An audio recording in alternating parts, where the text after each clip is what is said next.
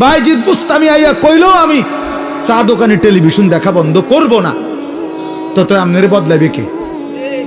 আপনি তো সিদ্ধান্ত নিছেন গুনার উপরে মজবুত, আল্লাহ তো বলছে ইমানের উপরে মজবুত হইতে, নবী তো বলছে আমলের উপরে মজবুত হইতে, আর আমরা নাফরমানির উপরে মজবুত। নাফরমানির উপর 30 বছর সুদ খায়, কি চাচা ছাড়তেন না? না ছাড়তাম না। আপনার ভাল লাগে নিছেন না? আমার ভাল লাগে না। আহা মুসলমান, গুনার উপরে অটল, গুনাহের উপরে অটল।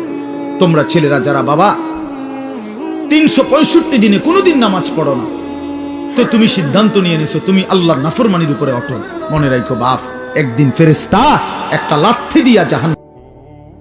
এজন্য আমরা যদি সিদ্ধান্ত নেই যে আমরা আমাদের জীবন গঠন করব, আমি আল্লাহর দ্বীনের উপরে চলব, তাহলে সম্ভব। সম্ভব কিনা বলেন?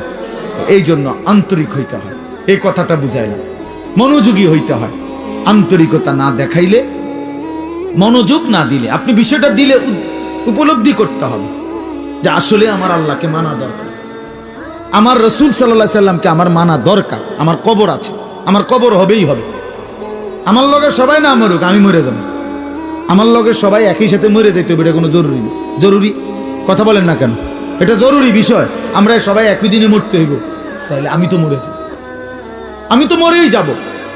হাসলেও মরে যাব, কাঁদলেও মরে যাব, সুখে থাকলেও মৃত্যু, দুঃখে থাকলেও মৃত্যু, অট্টালিকায় থাকলেও মৃত্যু, কুড়ে ঘরে থাকলেও কি মৃত্যু।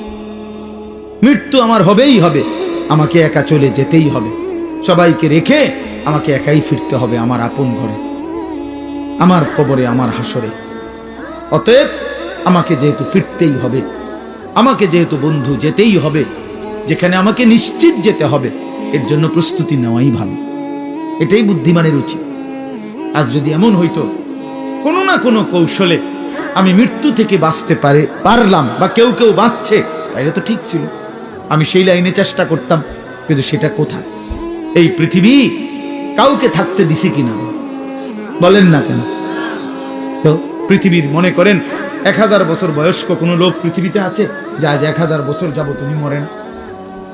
পৃথিবীতে 500 বছর যাবত কোনো লোক বেঁচে আছে এমন এখন আছে কেউ? তো তাইলে এই পৃথিবীর পুরাতন মানুষগুলোকে যেহেতু নিয়ে গেল, আমাকেও নিয়ে যাব। এই জন্য কিশোর নওজোয়ান, এত অল্প বয়সে যদি চরিত্রহীন হয়ে যাও বাবা, বাকিটা হায়াত কি করবা বাবা? বলো ভাইয়া, 16 বছর বয়সে যদি এত নারী, এত ছবি, এত উলঙ্গ দৃশ্য, এত অশ্লীলতা, এত অসভ্যতা, এত নোংরা কথাবার্তা, এত নোংরা জীবন, এত অল্প বয়সে যদি এতটা নষ্ট হয়ে যাও, পচে যাও, আহা বাপ, শেষ পর্যন্ত তোমার বয়স যখন হবে 60, 50, সেই পর্যন্ত তোমার হালাত কি হবে? কি হালাত হবে?